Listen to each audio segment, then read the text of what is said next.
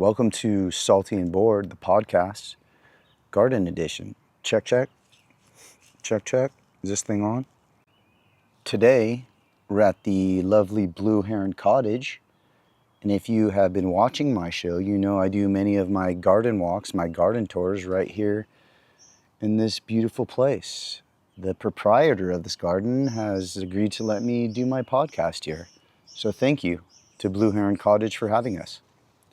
On this podcast, we'll be clipping it up about this YouTube/human experiment that I'm doing. If you wonder why I use the term clipping it up, it's for the simple fact that I like to make this show in clips so that I can make it perfect for you. And when you walk around a garden, you see that people are always clipping up beautiful flowers. The name Salty and Bored comes from my love for riding the waves. When I'm in the water, I'm salty. And when I'm on land, I'm bored. And that's how the idea for this show came into existence. It's very important to me, moving forward, making this channel, that people know what perspective I'm coming from. For the past decade, I've had no cell phone. I've had very little social media. And up until 2 months ago, I only had a home phone. So this YouTube human experiment is all brand new for me. If you want to know the story of my past, I was an artist my whole life. I started as a glassblower, inspired by John Barber at the Sawdust Festival in Laguna Beach. Around the age of 22, I took a glassblowing apprenticeship in Oregon on the back of a school bus. From there, I went to Hawaii after my grandfather passed and made a glass turtle that I continue to make to this day. My other passion is riding waves. If you've watched the show, you know that even on land, I'm a very goofy guy. I'm out running around my backyard getting land barrels and puppy tail barrels. And as my careers wound down in the arts, I remembered a lesson that my grandfather had taught me. The blessed never arrive empty-handed. So without making glass turtles, without making woodworking like this ring, I didn't know what I had to offer people. Making this YouTube channel has helped me to find the next calling of my life. And that's why I'm making this episode, because I want to be a true documentarian. And I feel that I have the talent to be an archaeologist, not only for people's souls, but their stories. What led to this realization of this next part of my life? I'll tell you. I was at a U-Pick in Suvi Island where you can go and pick your own strawberries, raspberries. I was filming my show. If you watch my show, I walk around these beautiful places because I have been lucky enough to travel the world. And I've met a lot of people and they ask me, what's it like where you live? And I want to make something to show them so I can show them another perspective of this beautiful country that I get to come home to, that I'm proud to come home to. While roaming the rows of this beautiful U-Pick, filming my show, another part of my show that I do, I met a beautiful woman in her mid-80s. Her name was Anne. She asked me if I wanted a strawberry. As I was walking away from her, she said, I grew up picking strawberries in these fields. She told me the story of her life. I didn't really even ask her. I just greeted her with a smile. Her mom was a row boss, a woman in charge of a long, long dirt path with patches of strawberries on each side to make sure that no strawberries were missed. Little Anne literally fell out of her mother's womb, she told me, and started picking strawberries for 45 cents a day. She used the money to buy her own school clothes. And it was at that moment that I realized my skills for the archaeology of people's stories. To me, one of the most interesting aspects of making this show is the open hearts and open arms I've been greeted with walking up to people with the camera. If you know my style, of course, I'm not walking up to them with the camera. It's in my back pocket and I'm asking for permission. And when I first began doing this just a short time ago, I was sure that nobody would want to talk to me. Nobody would want to talk to some stranger with the camera. And I'll tell you, it's been the exact opposite. When you decide to do this for a living, to truly want to become a professional YouTuber as your career, you spend a lot of time looking at yourself in editing on this little screen. I found out I have a tick. I go like this, and it made me realize when I do that, it means I'm getting excited and I'm about to interject personal opinion into the story I'm telling. And I feel as a real documentarian, I have to learn to extract that so that I can excavate without putting a part of me into their story, but rather seeing where I fit into their story. So now when I hear that tick coming, I can hear myself doing it. My producer, who I've known my whole life, told me, you've been doing that your whole life. I didn't even know it. And so now I'm glad I found out about it, because it's a warning to me to say whatever's coming right after that, don't say it. The reason I'm telling you that is because I want a big part of this garden podcast to be about learning to do a YouTube channel. I feel as if I've mentored, although I do not know them, under some of the greatest YouTubers that ever lived in my mentor category. I watched from their first to their last episodes, and I saw the changes they made, and I applied those changes to making this show.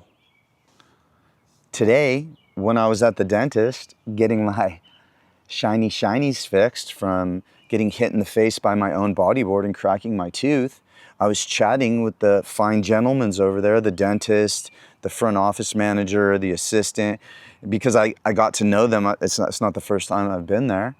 And I was telling him about what I'm doing, telling him about the different things that have happened, that I thought my smile could get me anywhere. It almost got me killed in a more dangerous neighborhood. But when I was exiting the dental office and I was talking to the front office manager, he had overheard me, and he told me that it was his dream to be a YouTuber.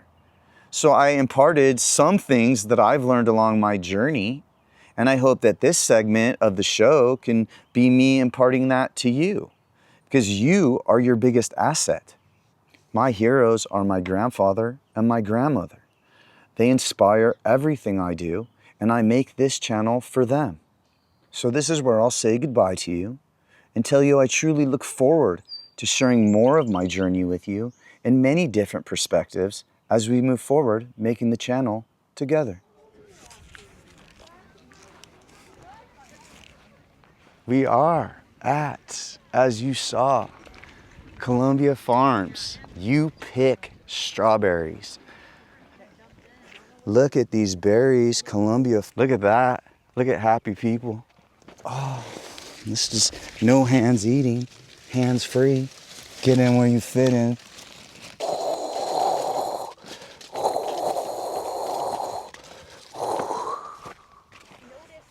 Look at this lovely lady with these strawberries. I want to see what you picked. Can I just swoop one up and bite it? You were raised out in the fields? You want to tell me a little bit about your story? I'll just eat for the people. My mom was a row boss when they moved here. And that's a row boss? For work. Can you explain what a row boss is?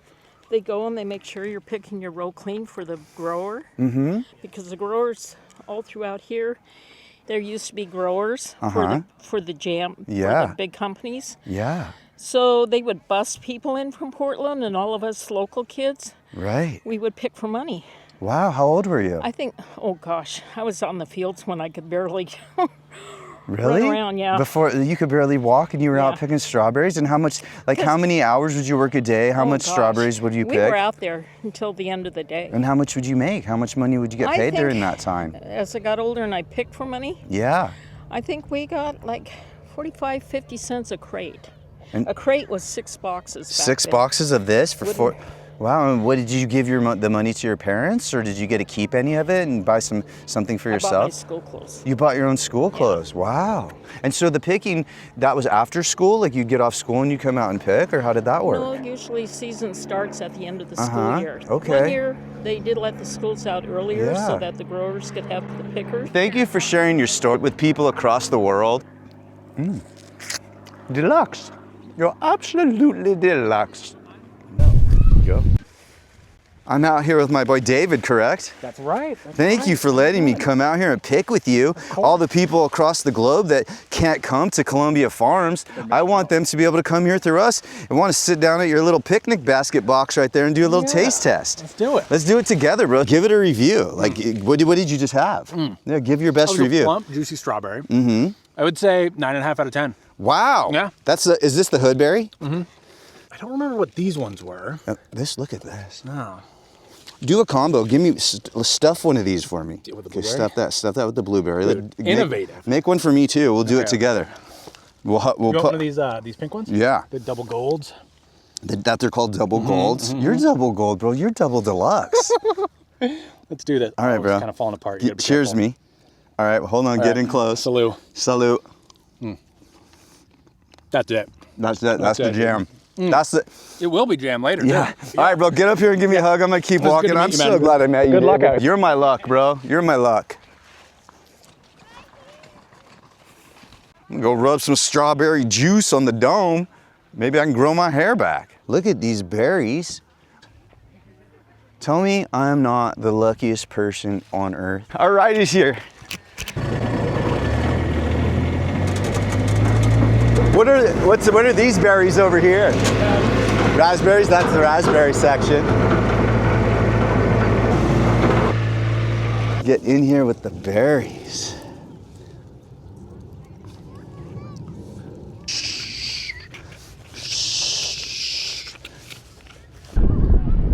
If anyone knows what that is, you know that this is a plant identification show where we all take part. Please tell us below what that is. I kind of understanding the story we heard earlier. Her mom was a boss of one of these rows, and she, when she was just a baby, was out here picking strawberries with her mom and her sisters on a row just like this. How interesting. There's so many interesting stories here. A row boss. Please tell us why this wheat is growing here. The wheat is grown here as crop rotation to re-nourish the soil.